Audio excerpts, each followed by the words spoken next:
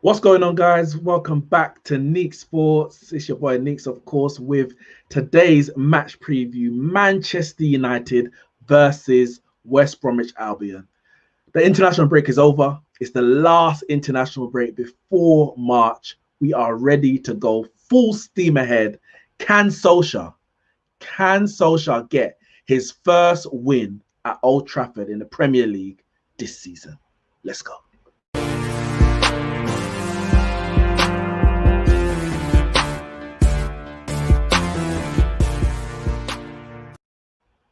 Yes, guys, Manchester United versus West Brom. Man United sitting in a lowly position of 14th in the Premier League. It has been an absolutely awful start to the Premier League. I mean, we've had two international breaks already. The first international break, we won one game against Brighton, lost two against Crystal Palace at home and Spurs at home. After the international break, things got slightly better. You know, we came back, we beat Newcastle 4-1.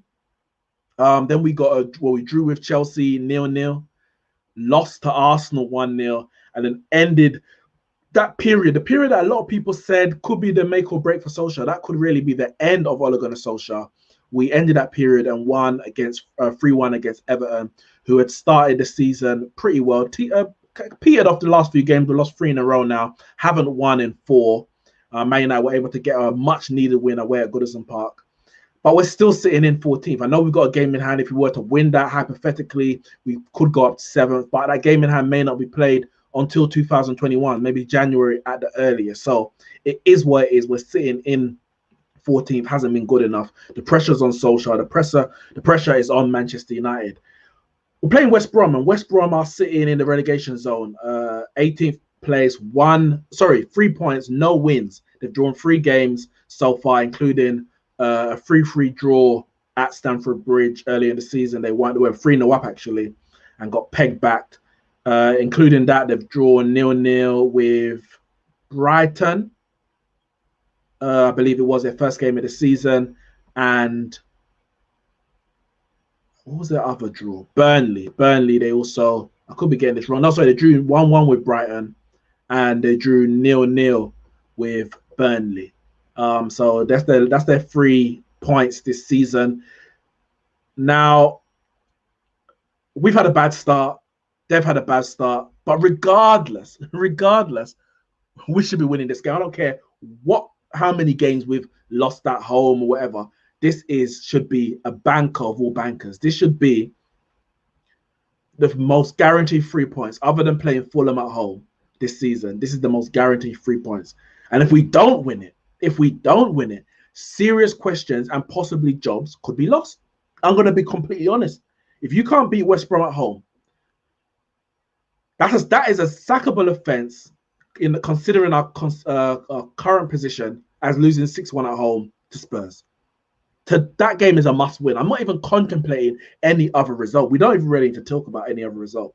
The only question should be asking is how good the win's going to be. Are we going to blow them out of the water in the first half? Is it going to be a grind them out, win it late in the second half? Or are we going to snatch it in the last minute? Typical Manchester United style. Like, what is it? What win are we expecting? As far as I'm concerned, the win I'm expecting is a comfortable victory. One that we should be about 2-0 up at half time. No problems, no qualms. Of course, it's Premier League football. You can't take anything lightly. But the quality of player we have got compared to the quality of player at their disposal, if we're struggling, then as I said, serious questions have to be asked. We don't have to talk too much about that, but the players available, players not available, that's going to be a big issue for Manchester United, or it could have been a big issue. We've got Luke Shaw out. We know he was injured in the Everton game. Unfortunately, he was just coming to, he's been playing well this season, one of our better players. He got 2 assists in his last 2 games against Istanbul and against Everton. Good crosses, Martial and Bruno scoring those headers, and he's been playing well defensively, been good other than the Spurs game where we were all trash, if we're going to be completely honest. But he's probably been our best defender this year. So him being out could have been, it is a miss. It could have been bigger because we were hearing a lot of rumors over the international break about Telles, whether he had contracted coronavirus again. and tested positive. As it turned out, I think the positive test that did come out, there was two things. First and foremost, it was that he wasn't allowed in Uruguay. That was because he had tested positive for COVID previously, which we're obviously aware about. That's why he wasn't playing for Manchester United since that PSG game. And then there was talk that he had tested positive again, but maybe that was just the effects of the previous COVID test or the COVID positive test that he had, but it wasn't transmittable. But since then, I think he's actually played for Brazil again. But it's pretty much been confirmed that he's available. Man United were going to test him when he came back. I think he's back already. And the only players out, Luke Shaw, Jesse Lingard, and Phil Jones. Those are the three players who are actually injured. Now, of course, there's other players who are struggling. We know Martial, that could be a loss. He's struggled. That's why he didn't play France's last international game. Marcus Rashford had a shoulder injury against Everton. He didn't play for England. So that's touch and go. Lindelof had a back injury, struggled for Sweden. I don't think he may have played the last game, but he's definitely struggling. So there's a risk of him not being out or him not being available. And Maguire and Bailly, they both had their injury issues. But according to Solskjaer, I think both of them are actually available. Shane, I agree. You said you don't know why Lindelof was playing with a back injury. That surprised me so much because we heard about the back injury before he came, before he went on international duty. Then they spoke. I think the Swedish manager spoke about a pain that he was struggling with, and maybe let me just check their situation because obviously they're trying to qualify for Euros and the Nations League. The Nations League finals. Let me just double check what their situation was. Because I guess they wanted them to play through the injury. No, it's a Nations League. Nations League. Bear with me 1 second. Nations League Group A. Sweden. No, Sweden were bottom. Oh, maybe. Okay. Sweden were trying to stay up. They got relegated. Okay, they got relegated from Group 3, League A. So that's why. I guess they tried to force him to play so they can get some results. They beat Croatia, which was their only 3 points, but they lost to France and they got relegated from League A. So I guess it was a kind of a must-win for them, or at least to get a point out of that game, which they failed to do. So I understand why they would have risked him, but that's unfortunate for us. Big up 40 Talk in the comments. Of course, big up Shane as well. Joshua Smart. Neeks, love you on the football terrace. Yes, on the terrace, we're just there doing some chart ratings. It's been an entertaining international break if you've been over there. Do I think Shaw gets unfair stick? Yes and no. I'll say no first, because no in the sense that he hadn't been performing very well for a long time.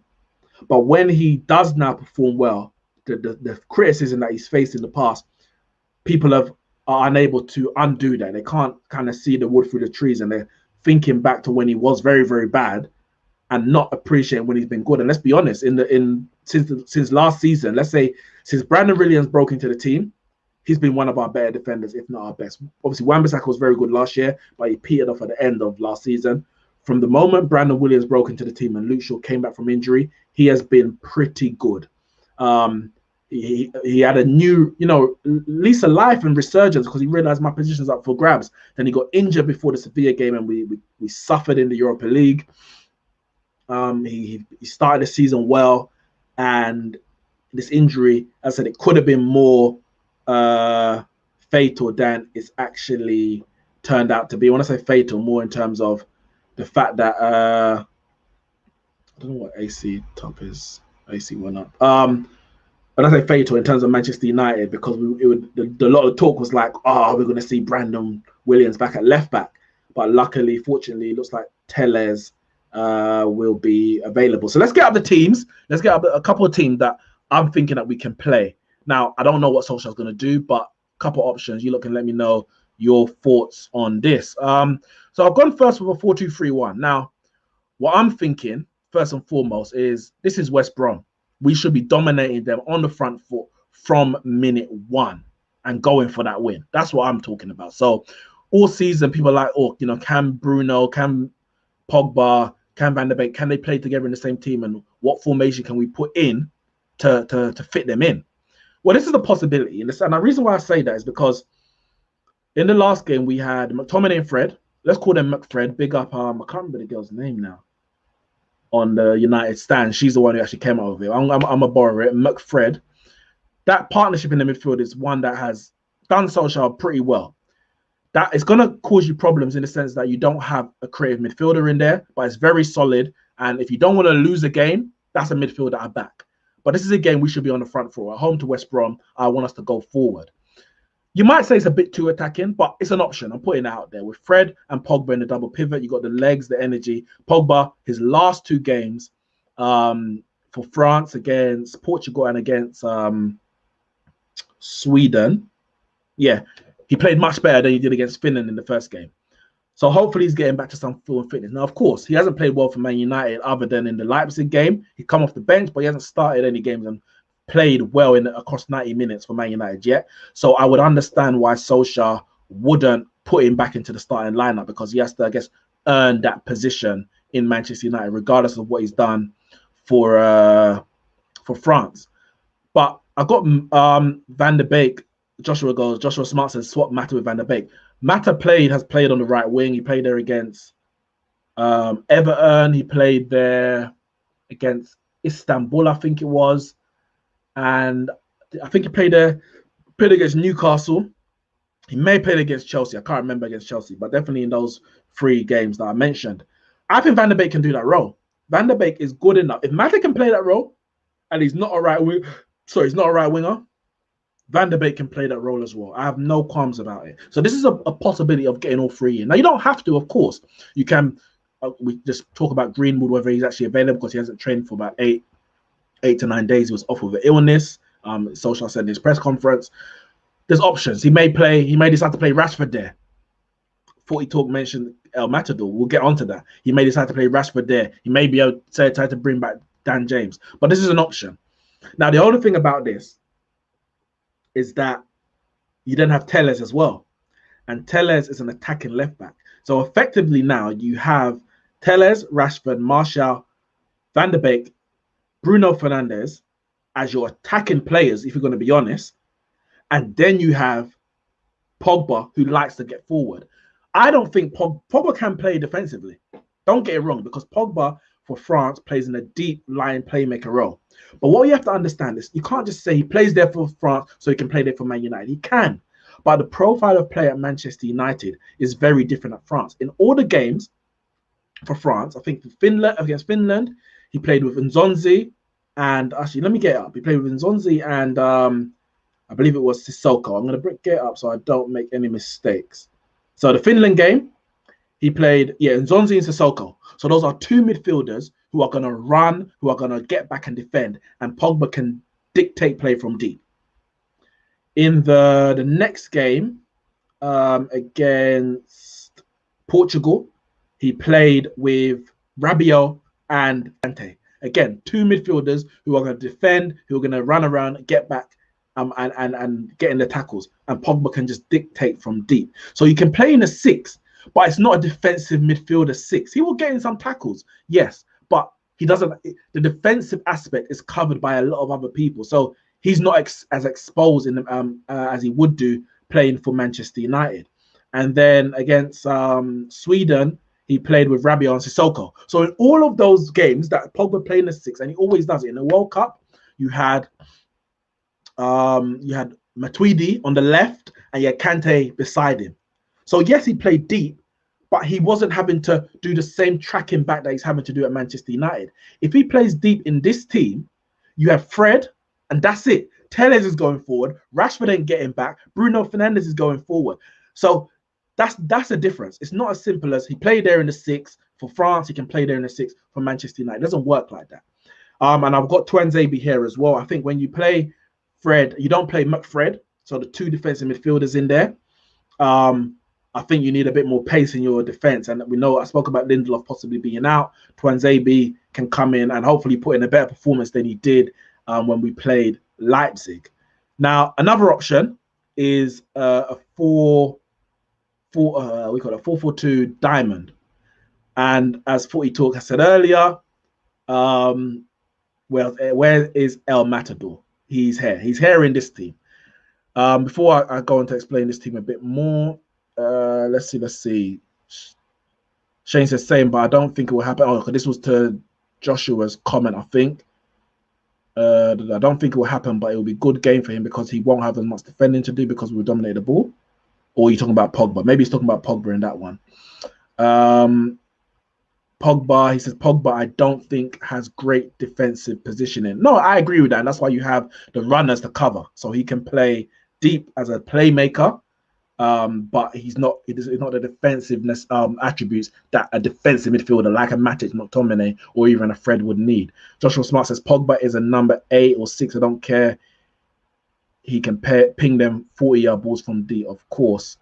And AC One Up says Fred and Pogba should be our starting pivot. Oli really needs to give him a run together. I do like that pivot. I just feel that if he's gonna play it, if you're gonna play that pivot, then you have to play Shaw first and foremost because he's a bit more defensively solid than Telles, and Rashford has to track back more. Those are the two things if you're gonna play that, because when you play Pogba in that pivot, the deep line position, effectively you're building your team around him, and to build your team around him, you can't have him having to do too many jobs, running back and forth. But anyway, let's talk about this team, this 4-2-3, the 4-4-2 diamond. So again, we've got Wan-Bissaka, Tuanzebe, Maguire, and Telles.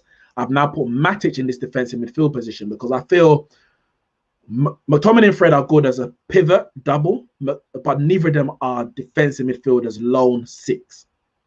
And Matic will play for me in this role.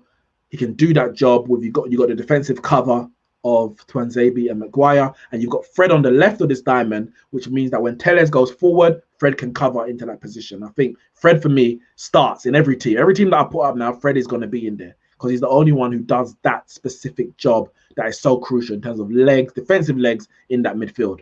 I've also got Van der Beek on the right of the midfield. Of course, you can put Pogba there as well. Van der Beek deserves to start. Let's be honest. He's played well when he's come on for Manchester United and started. He played well against Leipzig. He played well against Istanbul. When he's come off the bench, he's played well as well. He's also gone to international duty twice now and scored and played well for Netherlands. So not just like Pogba, where it's for France he's played well, for Man United hasn't. Van der Beek has played well every time he's played for Manchester United. I think he deserves to start. I really do.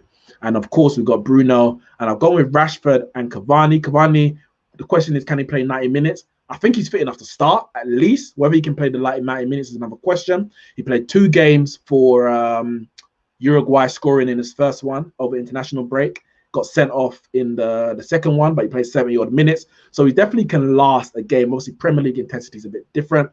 But if there's a doubt about Martial's fitness, or alternatively, if there's a doubt about Rashford's fitness, because I said he had a shoulder injury, Cavani can play with one or the other. I wouldn't put Greenwood straight back in immediately. So this is definitely another option on this side.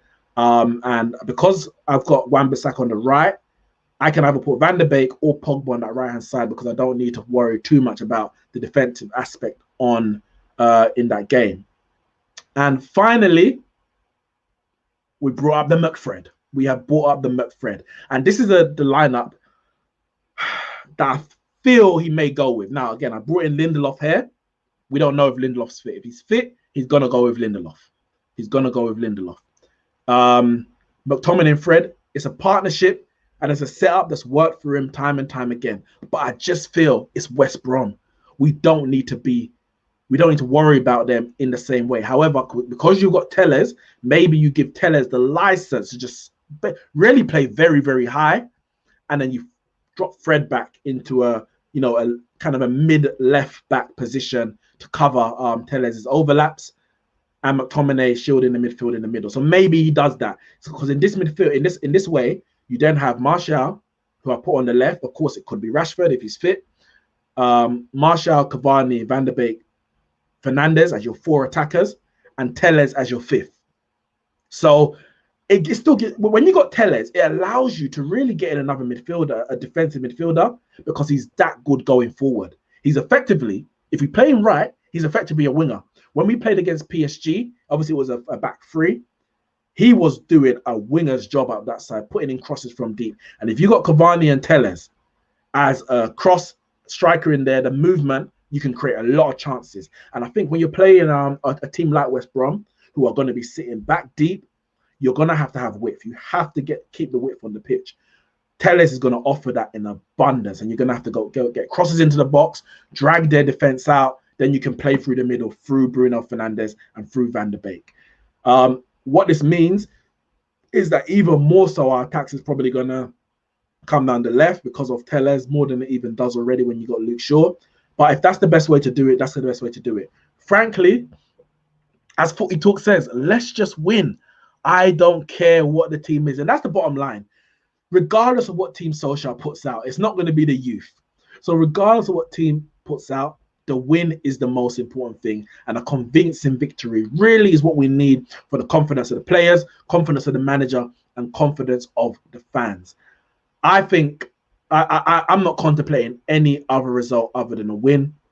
Of the 3 teams I've put up, there's, you can go for any one of them and say this player, that player. And I think the squad that we have, as much as we know we still need a right winger, a centre back, a defensive midfielder, the squad that we have is good enough to win majority of games this season. It's about OLE finding the right balance and the players performing on the pitch. Now, going forward, we've got a good number of fixtures coming up before Boxing Day.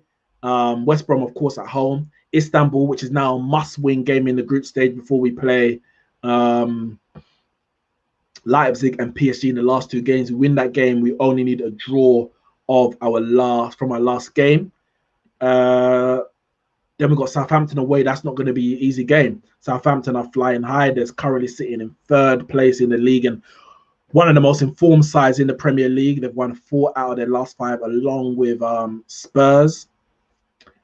Then we have, after Southampton, we've got PSG at home, which hopefully a draw will be enough to send us through. West Ham away won't be easy. Again, West Ham are doing pretty well this season. They're sitting in 12th, but they've got a few shocks up their sleeve. I know they beat Fulham. That was a expected result. They narrowly lost to Liverpool. They drew with Man City and Tottenham back-to-back and beat West Ham 3-0, as well as beating Wolves 4-0. So they've blown a bit hot and cold, but they've always been difficult. Other than the Everton game, no, that Everton game was in the cup. What league games have they actually been battered in? They haven't been battered in a league game this season. All you've had is the Newcastle game, which I think was the first game of the season, was they lost 2-0 at home, which is pretty much a shock. But every other game in the Premier League, they've competed. So that's not going to be an easy game when we come to play West Ham. Then we've got Leipzig away. Hopefully that will be a foregone conclusion in terms of the group. And then Man City at home. That would kind of round off this little period before Boxing Day. And it's we need to be in a position where we're top 4s within our grasp. Come Boxing Day, we need to be within touching distance of top 4. Sitting in 14th is not good enough. Going for a couple of comments before we round up. Shane says Pogba's best position, in my opinion, is on the left of a midfield 3 or in the left of a diamond. 100% agree. But it's about what midfielders you have next to him. You have to have a defensive midfielder and energetic box-to-box midfielder, someone who's going to cover the ground defensively, and then you have Pogba in that left-hand side of the midfield. He did it against Leipzig, where we had Matic in the defensive midfield position, Fred on the right-hand side, Pogba on the left, and Bruno in the number 10. Hala Madrid, Neeks, good luck. I'll be watching Atletico Madrid against Barca. Yeah, I think they kick off the same time, 8 o'clock tomorrow. That is going to be, well, it should be a good game. Unfortunately for Atletico Madrid, Suarez is out with COVID. I really feel, I definitely felt, should I say anymore, that they could have won this game. Maybe a draw. Maybe a draw might be the most realistic one. He's out with COVID. Torreira's out with COVID as well. But João Felix is playing pretty well. Let's see. If we win 6 out of 7, if we win 6 or 7, we in total.